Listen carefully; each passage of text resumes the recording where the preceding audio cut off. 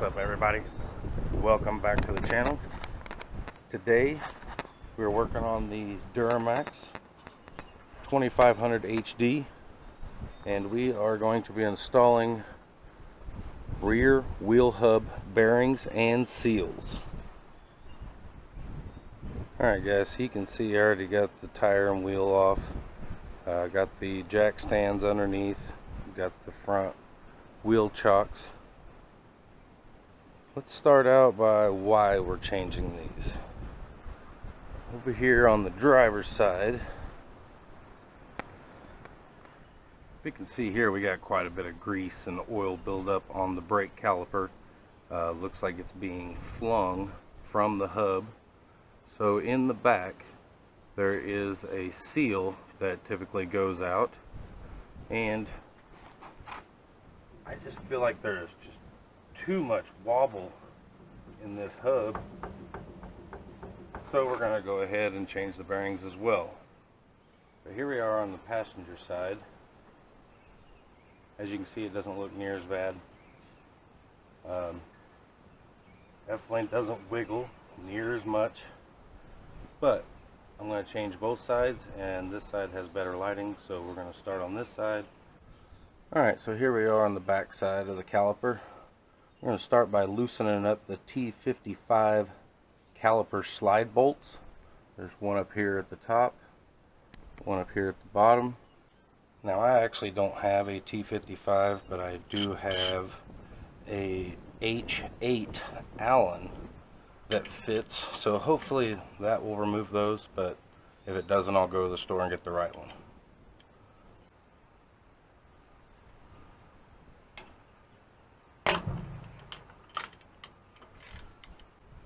Alright, now we need to remove the two 18mm bracket bolts. One here, and I don't know if you can see it, but there's one right here under the leaf spring on top.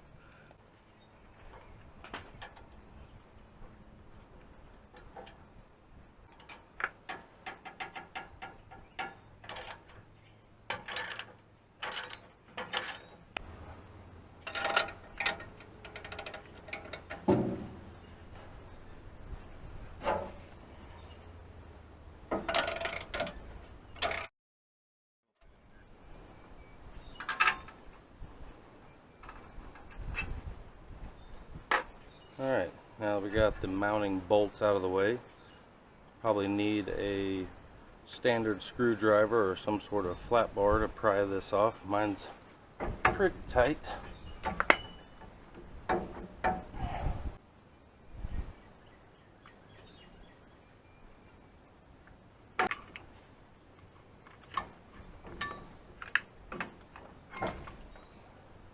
Just set your brake caliper up on your leaf spring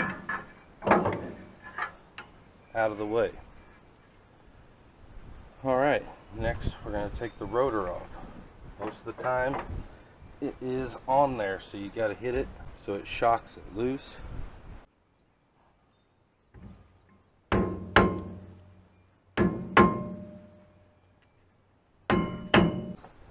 So it's stuck on pretty good. Right here where the caliper was, there's an open spot. You just tap it lightly on the back, rotate it, tap it lightly and rotate it. Eventually it starts to slide off.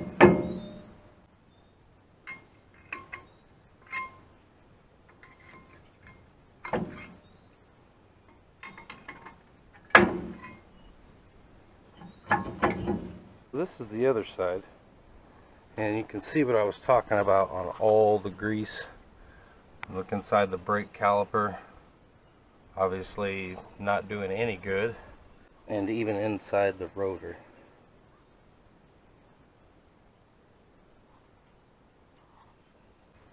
Now we're ready to remove the axle hub flange bolts in a crisscross pattern.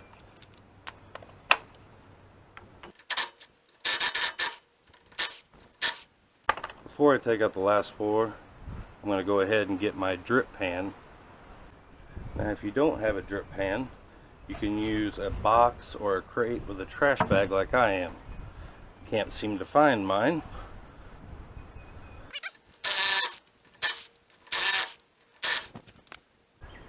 Alright, we're going to slowly slide this out as evenly as possible. And there you can see why we have a drip pan.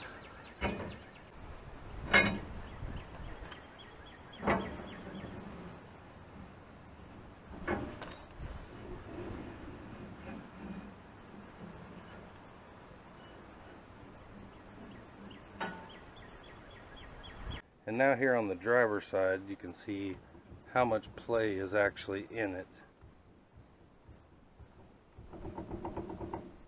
Definitely not good. Alright, so now we can see our hub nut, which takes a special tool to remove and tighten. Before we remove it, there is a ring clip on here. Let's use some flathead or a pick.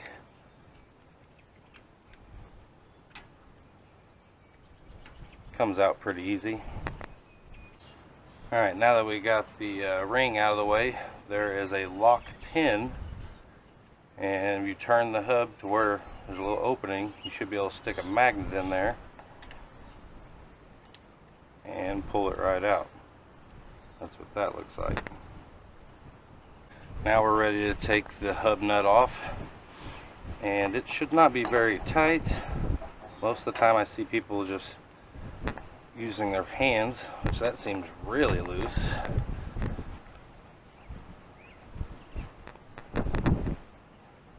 No, they're not supposed to be real tight. We'll get to that at the end when we put it back together. Sorry about the wind too, I'm sure it's terrible.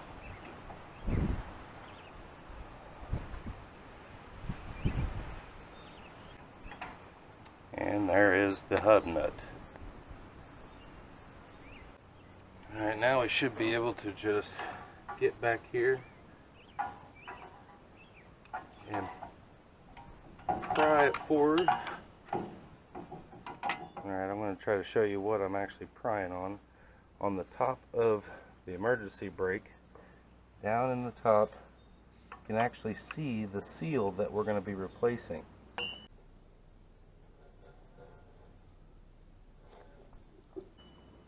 But if you stick your hammer in there and pry that seal, turn it, pry that seal away from the hub, I just twist my screwdriver and then spin,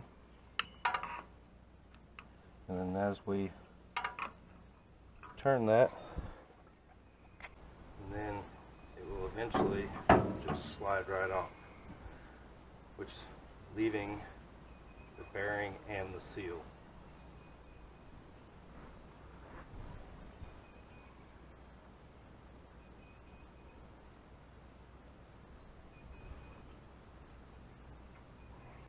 You'll be able to take your standard screwdriver and slide that bearing right off.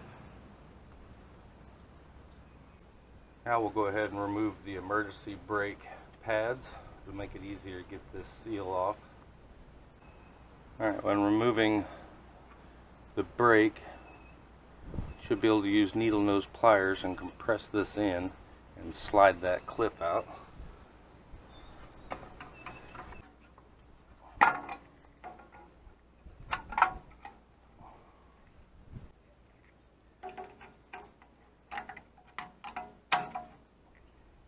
Now when removing the brake pads, where the big spring is, you should be able to get a pry tool down here on the bottom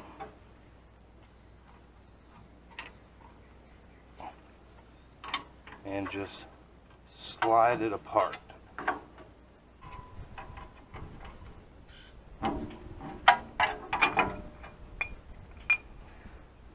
Didn't really take it off as smooth as it should have come off, but we got it off. Now we should be able to get a pry tool behind this seal. Just slowly wiggle it and pry it off.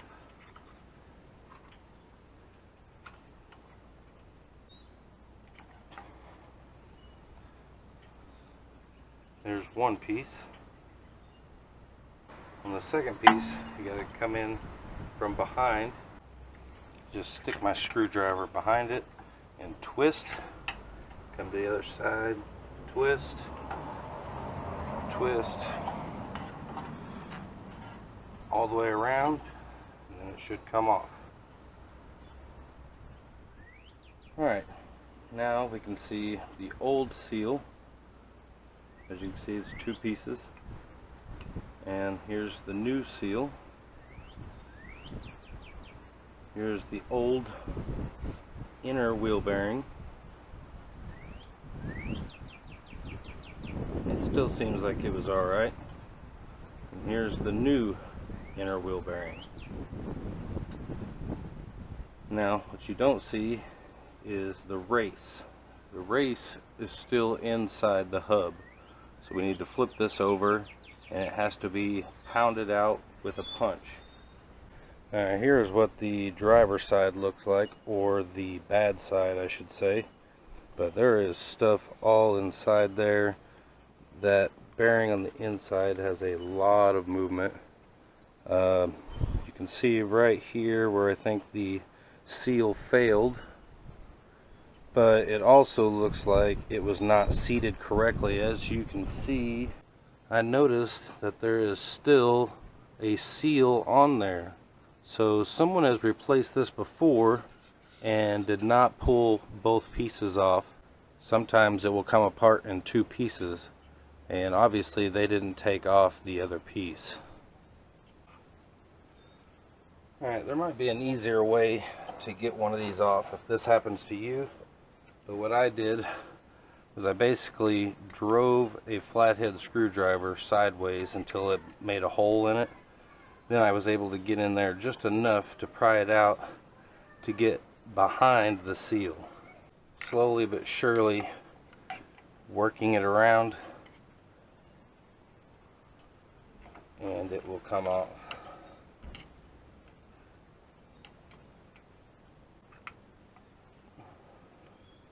So that's one thing you don't want to do, is leave an old seal on. That is the reason that this one failed.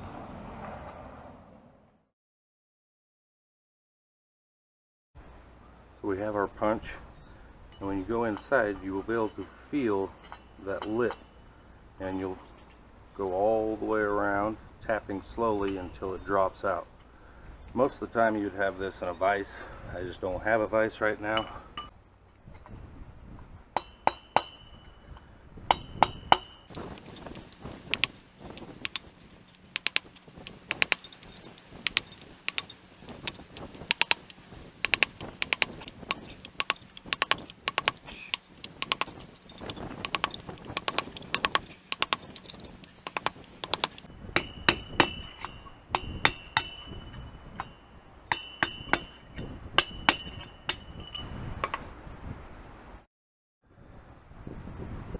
And there it is. And one thing I've noticed a lot of people don't show you is that there is another bearing on the inside. That would be the outside bearing whenever wheel or the hub was on. Apparently this clip in here right there is not the easiest to get out. I'm going to try some needle nose pliers, because there's two little hooks that you should be able to pinch. One thing that helps get that ring clip out as well is the bearing should be pressed hard against it. So if you just take your punch and just barely tap that ring clamp, it should free it up and make it a little bit easier to get out. That wasn't bad at all. So yeah, make sure you tap down on that, and that definitely helps. Now we'll be removing this bearing. Obviously you wouldn't want to hit your new bearing with anything, but with the old bearing to get it out, I noticed that these little grooves come in handy, and you can basically take your punch and stick down each one of those, going around tapping a little by little.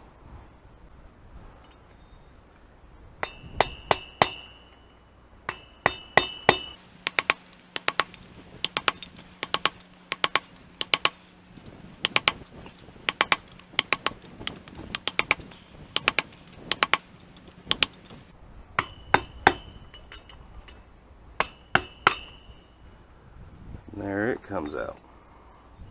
Obviously I damaged it, but we're putting a new one in. Alright, before reinstalling the bearings, we are going to clean this with some brake or carburetor cleaner. Don't want any little burrs or pieces of metal messing up our new bearings.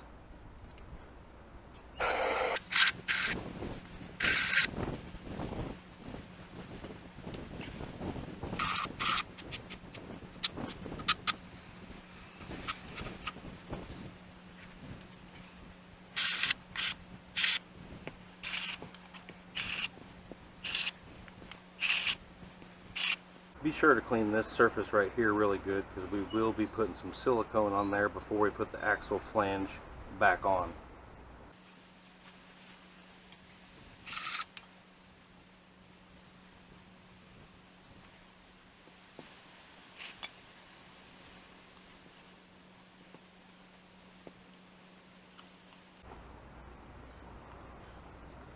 Alright, that looks a lot better. Alright, so with the hub facing down, we have the outer bearing, which goes in first. It would come in two pieces, and it goes in like so. So the bearing would drop down first, then the race goes down on top of it.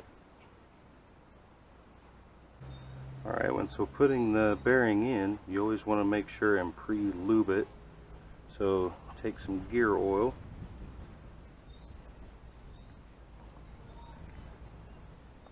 and rub all around.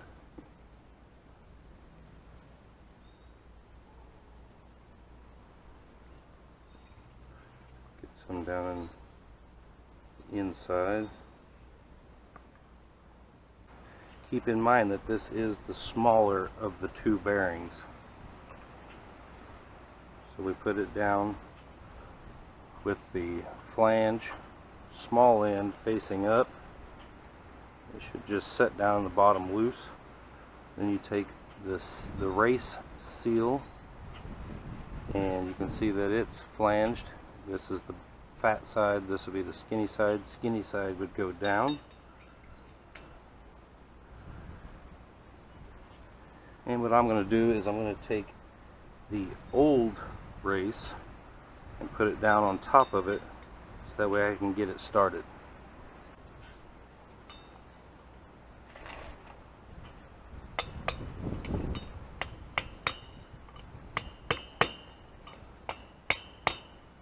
Now that I got it in a little ways, now what I'm doing is taking the flat side of my punch and just slowly going around little by little until you feel it basically bottom out.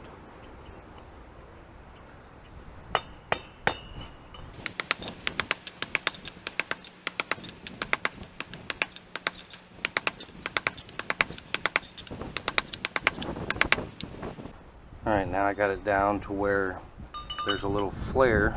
Now I'll go back to using the small end, and once again slowly going around, not hitting it hard at all, just barely tapping it.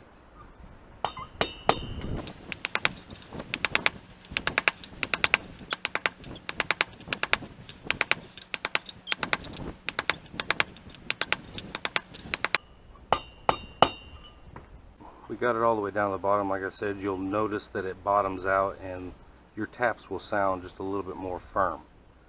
So now we're going to put the ring clamp back in.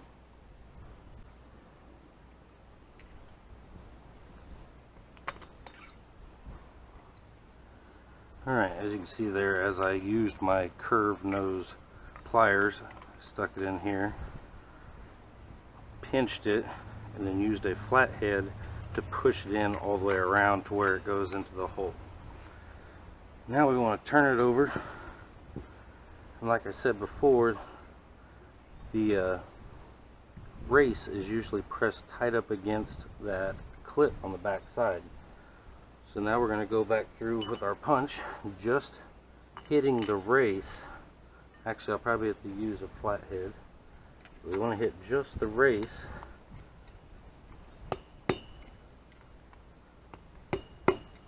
And tap it just a little bit.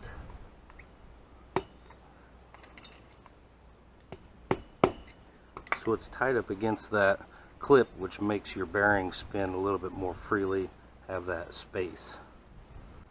Alright, so now we're ready to install the inside bearing, or the bigger of the two.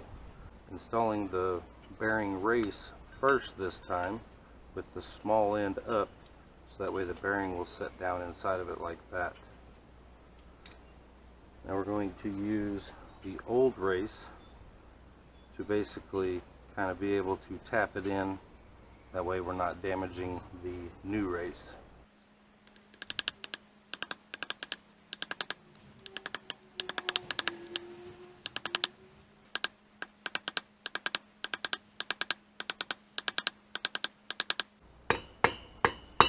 Now that we're down flush with the old race, we're going to take it out and we'll go back to using our punch, slowly going around.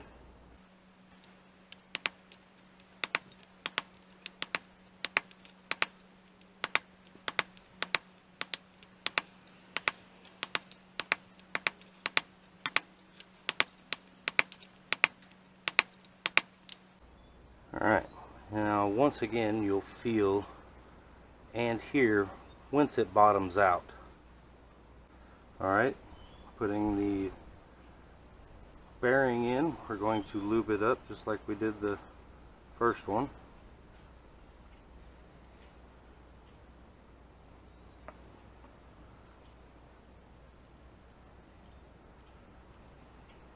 And then it goes in, cone down.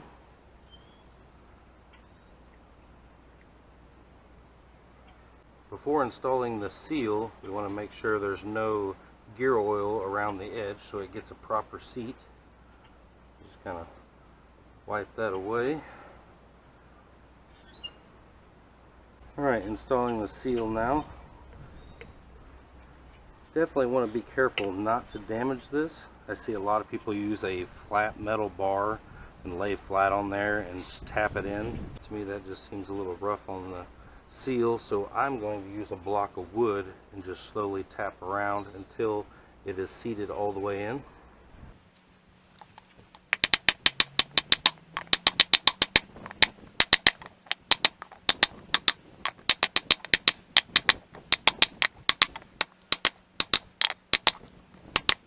Alright, and the seal is in.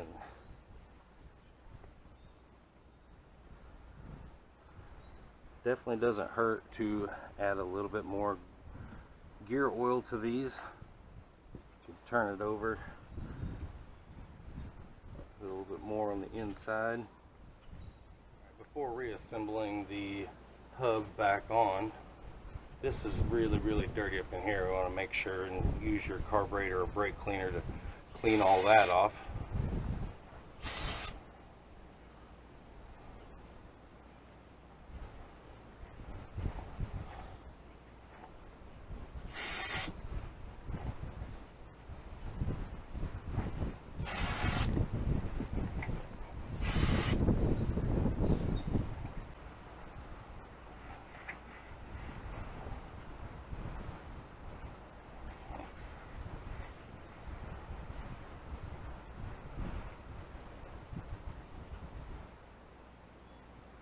Now we're going to reinstall the brakes. These are the emergency brakes that go inside the hub. These are a little tricky.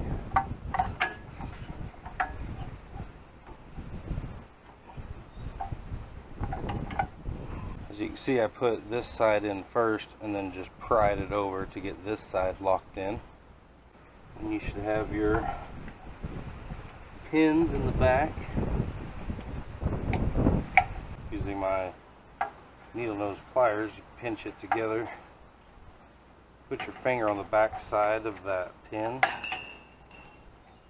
that didn't work.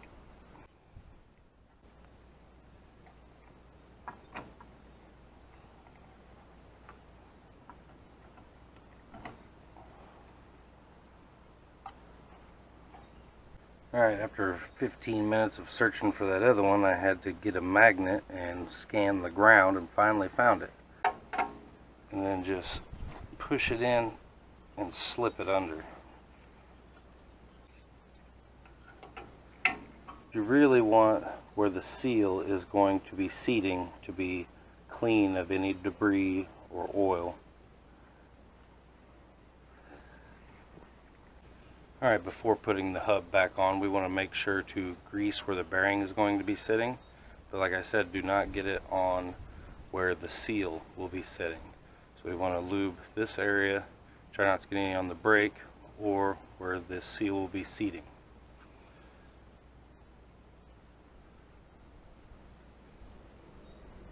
Shouldn't take much.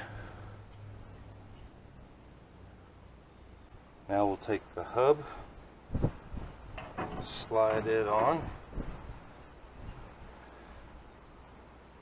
and take a rubber mallet and kind of tap it to get that seal set. Now we want to take our hub nut and put it on.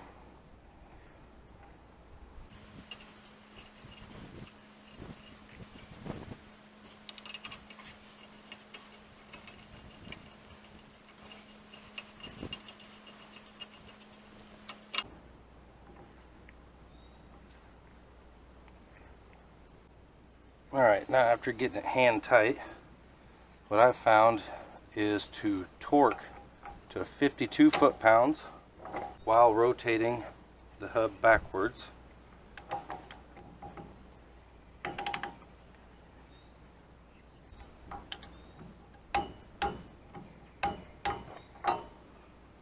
Now you back it off a quarter of a turn or until the bearing starts spinning freely again.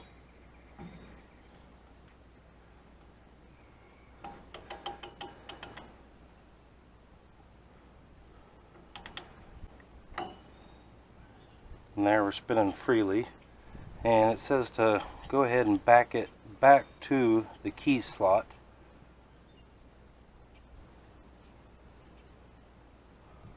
Sorry for my ripped glove, but now you'll reinstall the key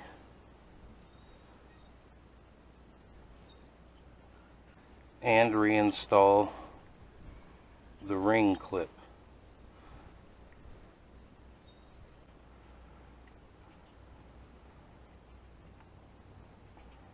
Like that.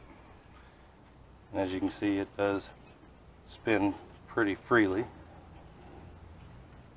And those bearings definitely sound better. Alright, so now we're ready to install the axle. Before, we want to go ahead and clean this inside off, because we're going to put some clear silicone around here to make it where we don't leak any fluids.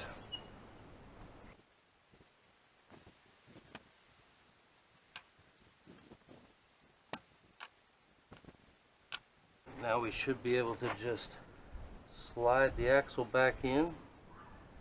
Make sure there's nothing on your splines.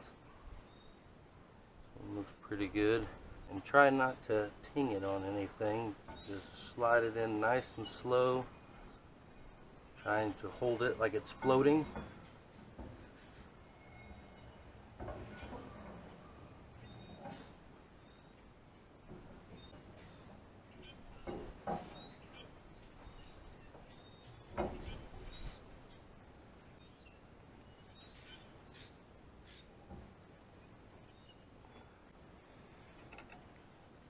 Thread in your 8 flange bolts.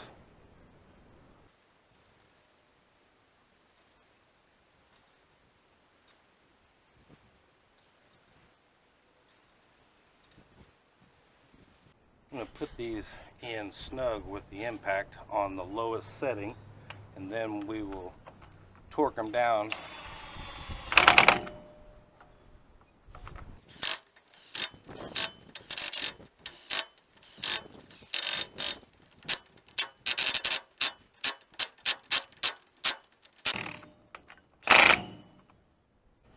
You can get to the axle flange bolts by removing the center cap off the wheel. I'm going to wait till after we get everything put back together, have the wheel on and on the ground before I torque these down. Now we're ready to put the rotor back on.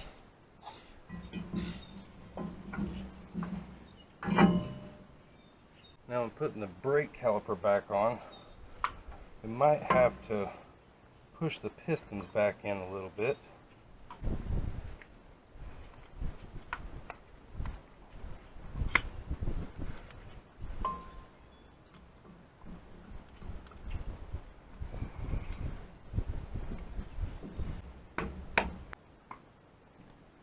It slid on fairly easy.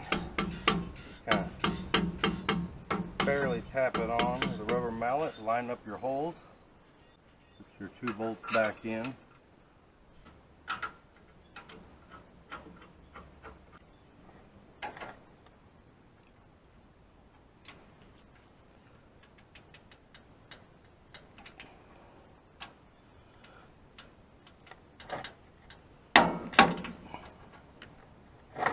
Now the brake caliper slide bolts should be torqued down to 80 foot-pounds.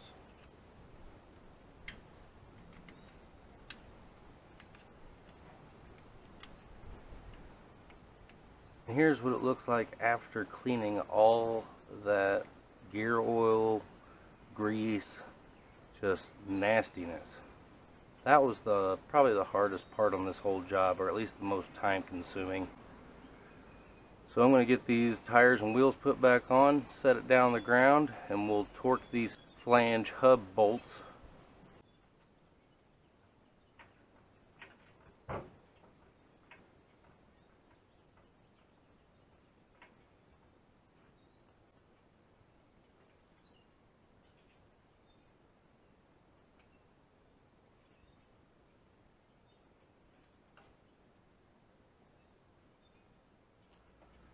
Alright, so we're ready to torque down these hub flange bolts.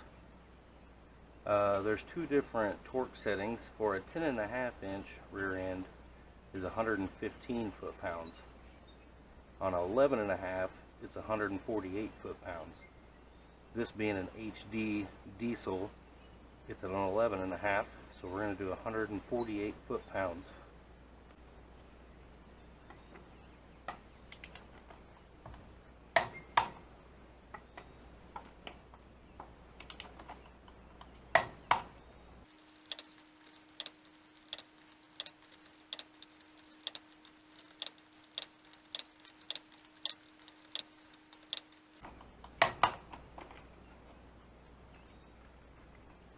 Alright, and now we're going to tighten our lug nuts down to 140 foot-pounds.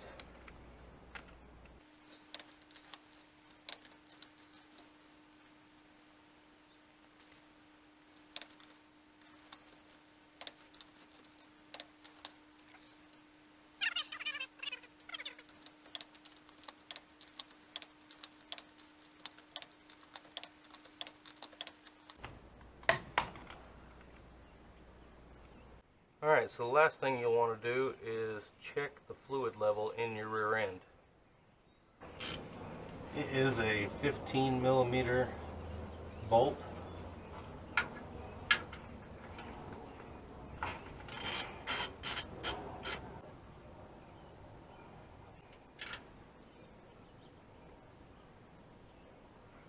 When you check it, you should be able to touch it with your finger. And I don't feel any, so we're going to add some to it.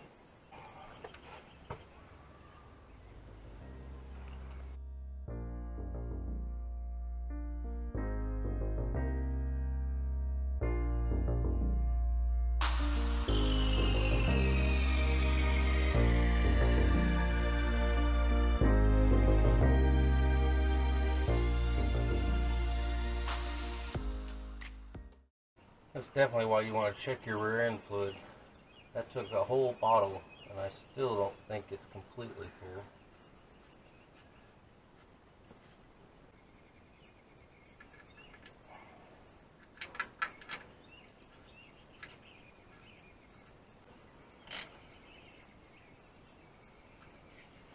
a gasket there, so you don't want to crank it down so tight that it cracks your gasket. Just make it snug. Okay guys, last thing is I hear a bunch of people say to park it on an incline so that the gear oil will flow down into the hub. Obviously you want to do it to both sides. I'll probably jack one side up, let it set for a while, jack the other side up and let it set for a while I'm cleaning up all my tools.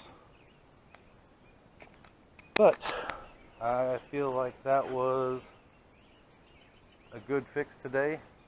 Not something I really wanted to do, but something that needed to be done.